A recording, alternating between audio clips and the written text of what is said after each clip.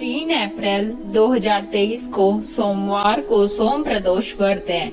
हिंदू धर्म में प्रदोष व्रत का बहुत अधिक महत्व होता है। सोम प्रदोष व्रत के दिन ब्रह्मवेला में उठकर स्नान आदि करने के बाद शिव मंदिर में जाकर अहमद महादेवस्य कृपा प्राप्ते सोम प्रदोष व्रतम करिष्ये यह कहकर व्रत का संकल्प लेना चाहिए और पूरे दिन उपवास रखें। पूजा में लाल या गुलाबी रंग के वस्त्र धारण करना शुभ रहता है। प्रदोष व्रत की पूजा सायंकाल के समय प्रदोष काल में की जाती है। इस दिन भक्त नियम पूर्वक शिव जी की पूजा करते हैं। सबसे पहले शिव का षोडशोपचार विधि से पूजन किया जाता है। शिवलिंग पर बेल पत्र, अक्षत, धूप, दीप, जल, गंगा जल, फूल, मिठाई आदि अर्पित करें। इसके धूप दीप से आरती उतारें और भोग लगाएं। इसके बाद एक माला ओम नमः शिवाय और महामृत्युंजय मंत्र का जप करें। इसके बाद शिव चालीसा का पाठ करें और कथा सुनें। इसके बाद आप अन्न जल ग्रहण कर सकते हैं। प्रदोष व्रत करने वाले को भोजन का सेवन नहीं करना चाहिए, केवल फलाहार करना चाहिए और नमक का सेवन तो बिल्कुल ना करें। प्रदोष व्रत में नमक का सेवन वर्जित है।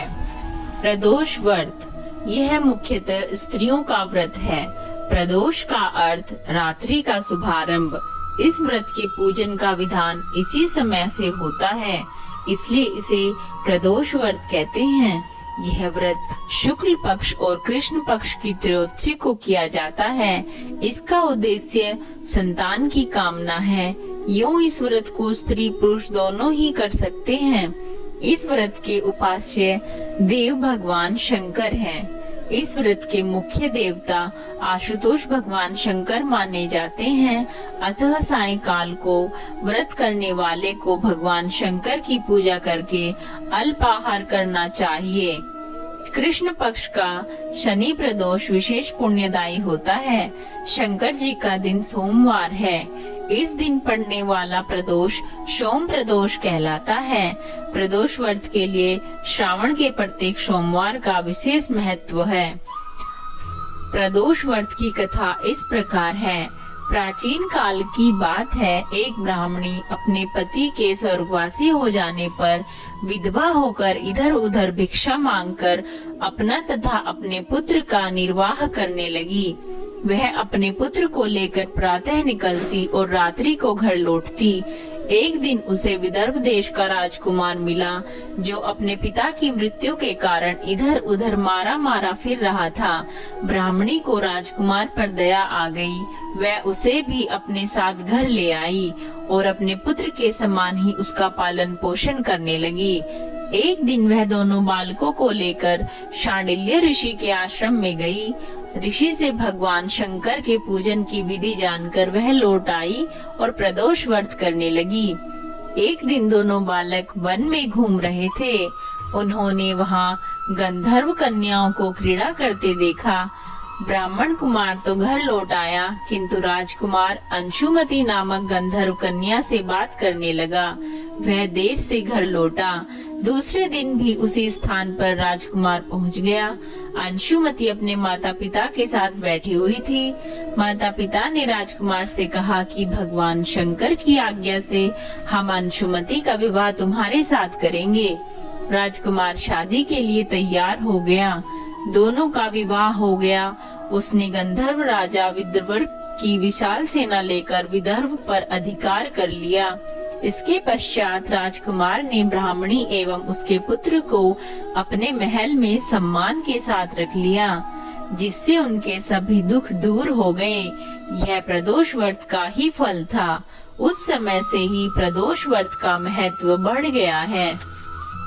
मान्यता है कि जैसे ब्राह्मणी के प्रदोष व्रत के प्रभाव से उसके दिन बदले, वैसे ही भगवान शंकर अपने भक्तों के दिन फेरते हैं।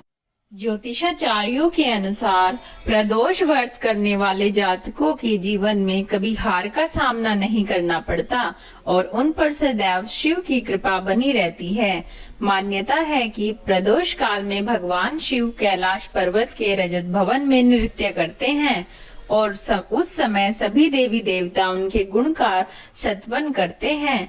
ऐसे में जो भी जातक इस समय भगवान शिव और माता पार्वती की पूजा करता है, उसकी सभी मनोवांछित कामनाओं की पूर्ति होती है और व्यक्ति जन्म मरण के चक्कर से मुक्त हो जाता है।